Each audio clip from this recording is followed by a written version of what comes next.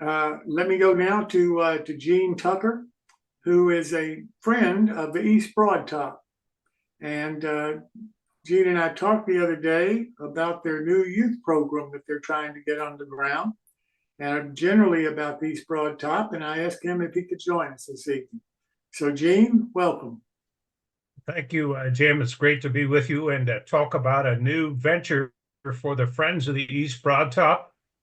And seeing the ad just a minute ago for the mainline hobby supply in Blue Ridge Summit. We're not far from there, really, a little bit north and west in south central Pennsylvania. So yes, let's see. Try to tell you a little bit about what we're doing. We're launching a new program for youth 13 to 17. And we're going to start small. We're going to have a day on Saturday, June 15th, and another one on Saturday, September 14th. We're going to limit our participants to 12 youth. We're going to have 3 or 4 at least adult leaders that are going to lead. I'm going to be the main guy, those lucky people. And we're planning things like we're going to offer them a train ride. We're going to offer them the opportunity to tour the East Broadtop shops, which are an intact early 1900s shop complex. I like to say the Smithsonian would give their eye teeth to have what's in those buildings. So we're going to offer that. We're going to, since I'm a track guy and do track work, East Broadtop, we're going to offer them the opportunity, I think, it's the plan anyway, to give them a chance to do some track work and learn about track structure and how you work on that stuff. And probably have an up close and personal with our wonderful steam guy, Dave Dimitrovich, and number 16, up close and personal. And that's where we are at this point. So let me ask if you have questions, comments, or whatever. What do you see as the main hurdle to get this program really started, Gene? Well, we'd hoped to do it last year, and it didn't work out. So we've got to make sure that our adult leaders are all cleared with the Pennsylvania state laws about people working with youth. And some of those who have already expressed an interest in this, some of them already have the clearances they need. Others are in the process of getting those. I'm going to make sure that everybody has that well in advance of the first day. That was one of them. We've generated a form for registration and release form, and that needs to be reviewed by the railroad staff and management. It needs to be reviewed by the Friends of the East Broadtops management. It has to have a legal review and all of that. We got to make sure that our ducks are in a row with regard to insurance. So some of the things we're looking at. Well, it sounds like such a great program to get young people involved in our hobby and go from there. Let me ask you this. The East Broadtop originally started as a modeling kind of group and has matured into a much different kind of organization. Do you all still do any modeling at all? Our folk do, yes, they do, and a lot of people don't know that the Friends of the East Broadtop, which is a nonprofit, all volunteer organization, started, as you say, Jim, as a modeling group, and the wonderful magazine that we put out every quarter, the Timber Transfer, almost always has an article in it about modeling. Complete with drawings of historic buildings associated with railroad and so on and so forth. So that stream is still very much alive. Last year, we raised $270,000 in our fundraising efforts, and all of that money goes to building restoration, track materials, the betterment of the railroad and its future. So that's lot of what we're doing today. I lead the track gang. I do the coordinating. And we work with the full-timers. When the full-timers are with us, they lead. When we work by ourselves in our once a month Saturday sessions, usually I lead. So we're doing that and building restoration. We're working on a little combine. It's about 130 years old. So that's a lot of what we're doing today, but the modeling strain is still very much there. Yes, it is. Yeah. Well, it sounds like you've got a very busy agenda and a very busy organization. Where are you taking this organization? Where's it going to be in 5, 10 years? We hope it's going to be populated with a whole bunch of people that are younger than I am. Now, I like to say that I'm 6 on the inside. I don't know what happened to the outside. But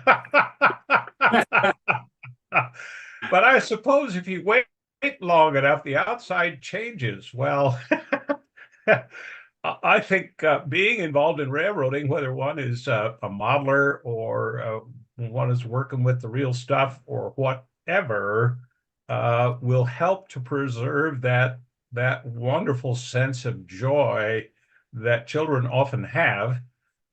It certainly does keep me young, and I love kibitzing with our younger guys and just carrying on with them, in general. So that's one of the goals is to cultivate a new generation of folk who are interested in this, who come and get their hands dirty and put their smartphones down for a day at least, and work hard, and at the end of the day say, wow, look what we got done. And somebody was telling me a little bit ago that you put out an email once periodically about where you are on the track work. You still do that? Every week. Yes. Hey, Father Ron, I see your chat. I'm a retired Episcopal priest. I retired last summer. I'm a late bloomer. I'm a poster boy for if God wants you to do something, he'll be one heck of a pest until you say, okay, I got the message. I was ordained when I was 57. I'll be 77 next month. I'm going to begin pulpit supply in the southern Pennsylvania area. So that's that in answer to your question, sir. I see you're a Franciscan. So that's great. Okay, what did you ask me, Jim? I'm sorry, I lost track. Old railroaders never die; they simply lose track, right? About the email that you put out about where the track work is. Yes. Okay. How's it going? Each week, I put out an email and say, "This is what we did." It has photos in it, either that I take or folk who were on the crew that week take. I acknowledge each member by name. Once a month in the monthly electronic newsletter, all of those people are folded into the master list of everybody that was involved. And in my column, I do a column every month. I talk about what we did.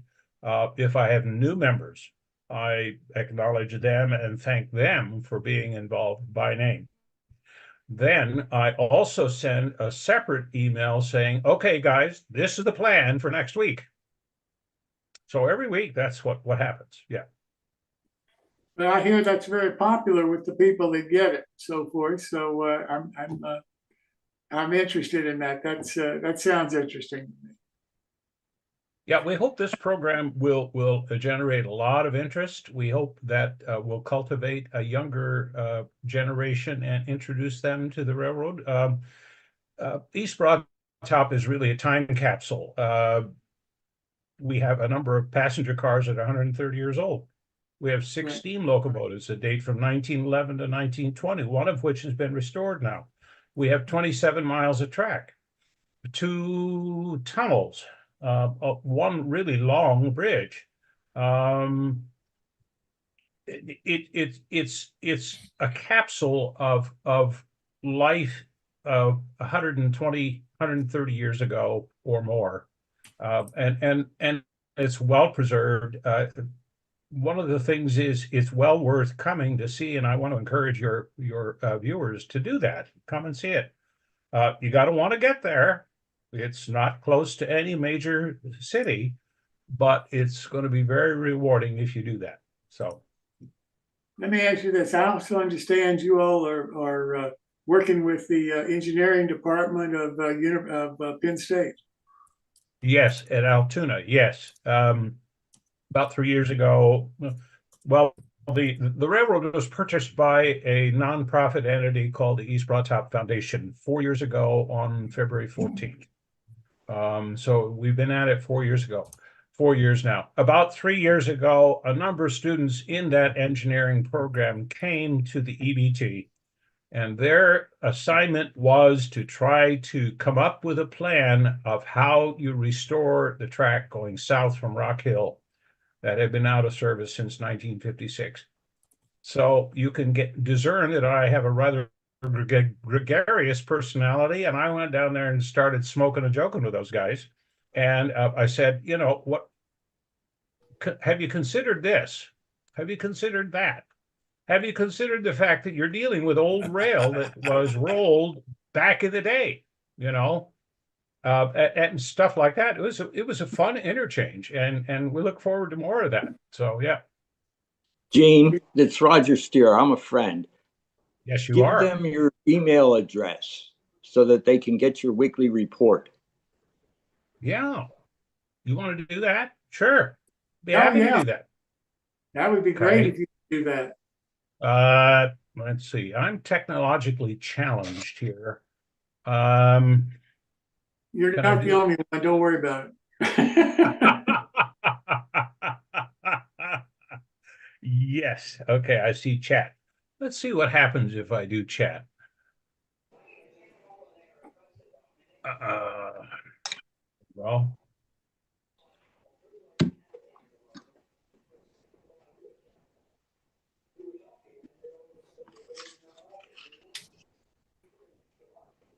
let's see what happens.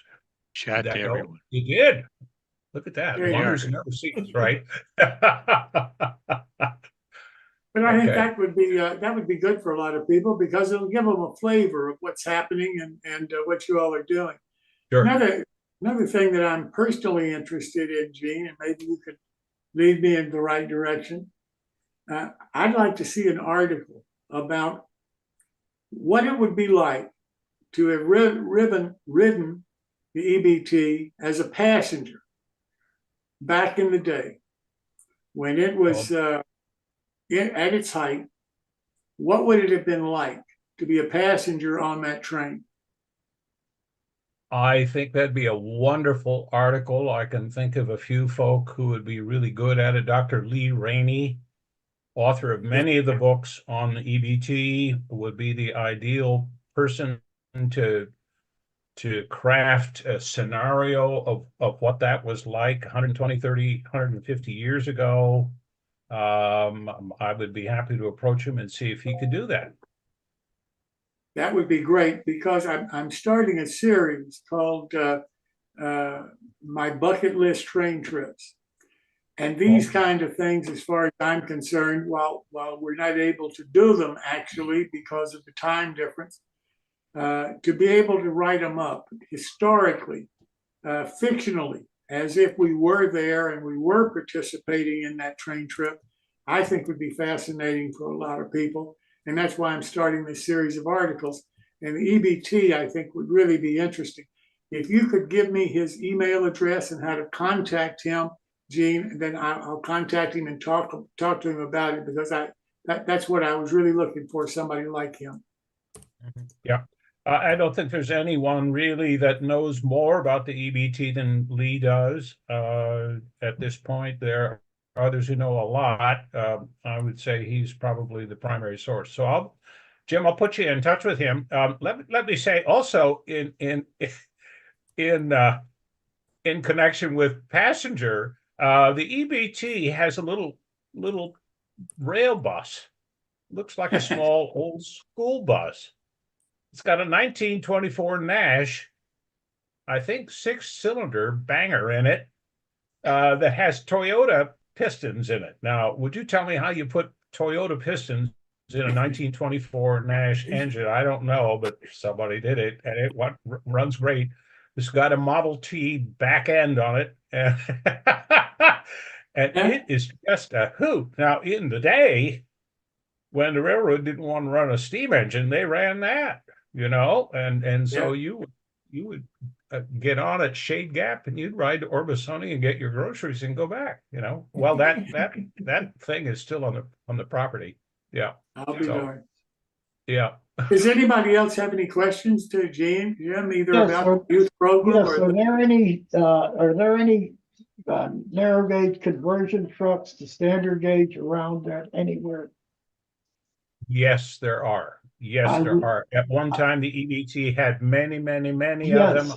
and they have a few left. Now, 2.5, 3 years ago, we dual gauged one short piece of track in the yard, and you should have heard the chatter. Oh, what's that for? Why did they do that? Well, we have an old PRR standard boxcar that eventually is going to get one of these, a pair of these conversion trucks, the narrow gauge trucks that would allow the standard gauge cars to. Yes, I'm interested in seeing that, because that's the EBT is the only railroad that ever did that. Yes. In Yes. in the way of converting standard Yeah. gauge. Well, it hasn't happened yet. I mean, there's just so much going on. There was so much restoration that needed to be done, and fixing that needed to be done, and upgrading that needed to be done. Just as an example, many of the wooden buildings had wooden foundations. Well, you know what happens to wood when it sits in dirt? So a lot of the buildings had to be jacked up and have new foundations put under them and that kind of stuff. I mean, there's a lot of stuff going on. So Also, are you conversion gonna talk hasn't about happened. also, are you gonna talk about the stub switches versus safety switches? Say that again. Are you gonna talk about the stub switches versus safety switches? Oh, we have beaucoup I stub switches. know. They look so simple. They're They're hard to work on. I've been an EBT fan and running back and forth since the early 70s. Okay, good. You know about stub switches. Yes. They are a pain in the neck because they have no adjustment to them. And to try to get them to work properly is a real task. It really is. Yes. Okay, thank you very much. You're welcome. anybody else have any questions for Jim? I've got a question for you, Tuck. Is there a plan for letting any of these 18-year-olds work on a work week or work weekend with the friends? That's a good question, Roger. At this point, the youth program is going to be completely separate. Okay. And they will have a separate agenda and a separate test that they're going to do that will not involve anybody else. Right now, the insurance, as I understand it, and I'm willing to be wrong, the insurance says you have to be 18 or older to participate in regular work sessions. So we're going to keep them separate for now. Yeah. Okay, thank you. I wondered about it. Yeah. Gene, I can't thank you enough for being here this evening and sharing the information about the EBT and your youth program. Hope you'll come back when you get a little bit further along and keep us up to date. And I'm interested in it, and would appreciate you staying in touch so that hopefully we can write about it and get you as much visibility as possible. Okay. Thank you, Jim. Great to be Thank with you you all. so much for being here. Yes, sir. Yeah. Welcome.